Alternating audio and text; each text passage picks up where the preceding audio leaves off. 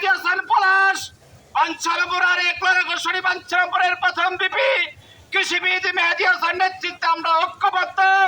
তারা যদি কোনো নির্দেশ দেয় আপনারা কিন্তু স্বাভাবিক জীবন যাপন করতে পারবেন না। আমাদের নেতার নির্দেশ, আমরা সর্বশ্রেণীর রাজনীতি বিশ্বাস করে, আমরা কখনো কারোর সাথে ঝগড়া বিশ্বাস করি না। এই দেশ 24 লক্ষ হাজার কোটি টাকা ঋণের বোঝা নিয়ে তারিনের অহংকার তারিখ যে দায়িত্বভার গ্রহণ করেছেন, ওনাকে আমরা সবাই সহযোগিতা করব। আমরা আমাদের নেতাকে আমরা বুকে ধারণ করে, আমরা নেতাকে লালন করে, সুতরাং আমরা ওইভাবে চলতে চাই। আমরা কিন্তু শ্রদ্ধা করে এক্সপেক্ট করি, তার মানে আমরা দুর্বল তা কিন্তু ভাববেন না। এটা আমাদের রাজনৈতিক শিক্ষা। আবারও স্পষ্ট ভাষায় বলে দেই, কিছুদিন আগে কতিপয় লোকজন উশৃঙ্খলা করার চেষ্টা করছেন। নেক্সট যদি আপনাদেরকে ফেরিঘাটে পাওয়া যায়, তাহলে আপনাদের পিঠের চামড়া কোথাও থাকবে না মাইন্ডে। প্রকাশ থাকে যে আমাদের থানা বিএনপি সভাপতি সেক্রেটারি অত্যন্ত ভদ্র মার্জিত মানুষ, তারা উশৃঙ্খল বিশ্বাস করে না, সহাবস্থানের রাজনীতি চায়। তারা সব সময় বলে সবার সাথে মিলেমিশে পলিটিক্স করার জন্য।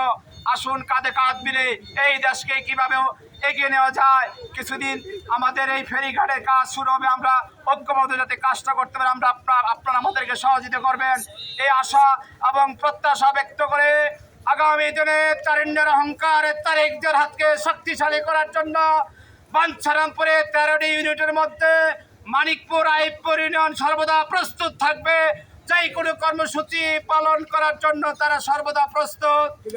এই মুহূর্তে আমি আমার সর্বস্তরের নেতৃবৃন্দকে সালাম এবং আগামী দিনে আমাদের থানা বিএনপির সভাপতি সেক্রেটারি যে নির্দেশ দিবেন সর্বাত্মক করে মানিকপুর এবং আইবপুর ইউনিয়ন পালন করবে এই আশা এবং প্রত্যাশা ব্যক্ত করে আমি আমার সংক্ষিপ্ত বক্তব্য এখানে শেষ করছি এবং শ্রদ্ধা বরণ স্মরণ করছে আপসী নেত্রী দেশনেত্রী বেগম খালেদা জিয়া, যিনি 71 রণাঙ্গনে যুদ্ধ করছিলেন, যে ফোর্সের অধিনায়ক শহীদ প্রেসিডেন্ট জিয়াউর রহমান এবং তারুণ্যের অহংকার বাংলাদেশে সর্বোচ্চ বসে 212টি আসনে তিনি ক্ষমতাবান গ্রহণ করেছেন অত্যন্ত মার্জিত মানবতার প্রধানমন্ত্রী জনাব তারেক রহমান। আসসালামু আলাইকুম।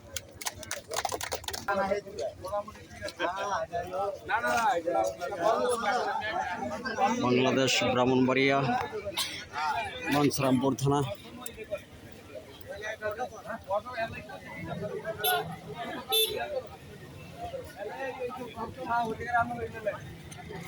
সবাই দোয়া করবেন আর গাড়ি খেয়াল করে চালাইবেন, তাড়াহুড়া করবেন না, সুন্দরভাবে দেখবেন।